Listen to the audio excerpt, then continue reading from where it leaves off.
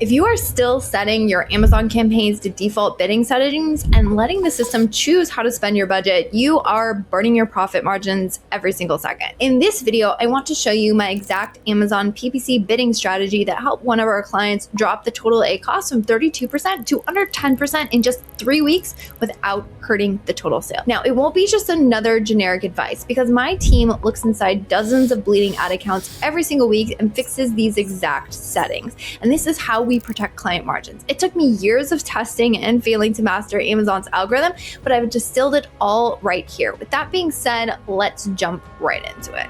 So the first one is fixed bids. Fixed bidding is what I call the control freak. This is when you want to make sure that your ads are seen. Now, there are some trade-offs here, but there are some strategic advantages. If you use this incorrectly, you could potentially be increasing your CPCs, but if done correctly, this can actually be your impression share maximizer. So fixed bidding, actually, it's still an algorithm. Don't worry, Amazon still takes your bids into account versus other competitors. If you bid $2, it doesn't mean you're going to pay $2 a click. But what fixed bids does is it does not give Amazon's algorithm the ability to lower your bids or increase your bids in real time in the auctions. Whatever bid you've put in there, it's not going to ever take you out of an auction. And this is powerful to maximize impressions. So where we find this works best is specifically when you're coming on ranking strategies, or if there's a keyword that you're really trying to push, but for some reason you're struggling to get impressions.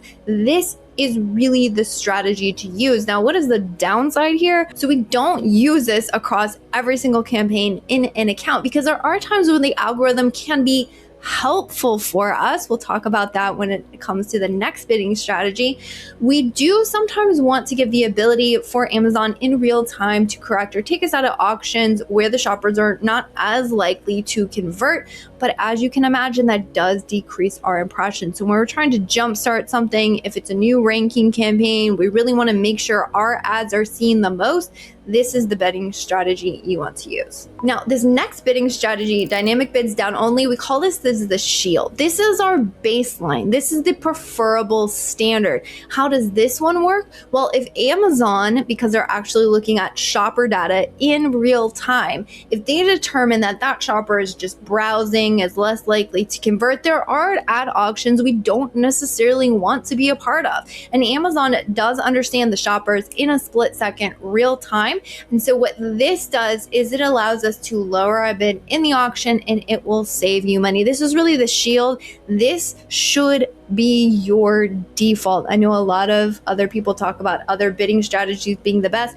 This really should be the default. It used to be Amazon's default, but they've actually changed it recently to the bidding strategy we're going to talk about next, which, to be honest, works in Amazon's favor to increase your spend a little bit more than we want to. But this really, if I had to choose one, this would be my favorite because I've really seen it help lower ad costs. I've really seen it help correct accounts when we were overspending. All right, this next one, dynamic bids up and down. This is really your sword. This is the strategic one. This is when you pass the rein to Amazon and say, all right, Amazon, I'm going to allow you to up to double my bid if you think this shopper is more likely to convert.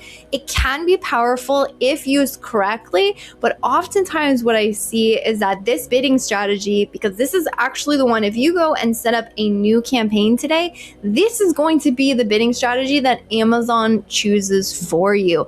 A little while back, they just quietly updated their interface for this one to be the default.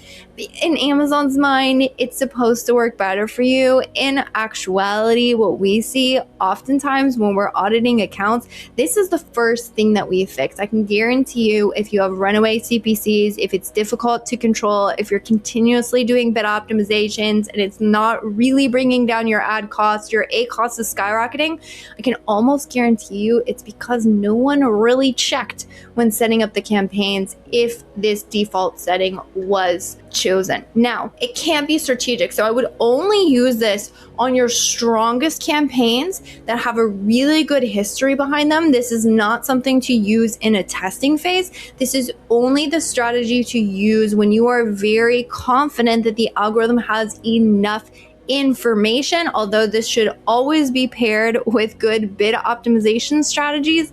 And you want to be extra careful of this on things like broad match or auto campaigns, because that's really where this one can run away from you and completely waste your budget. And the very last one, this is kind of a machine. So you can use what's called rule-based bidding, where Amazon will actually optimize your bids in real time to target a specific ROAS. Now, this is only eligible for campaigns that have history behind it, so you cannot set this up when you set up a brand new campaign. However, even in those settings, this is honestly probably one of the least used bidding strategies, and honestly for a good reason.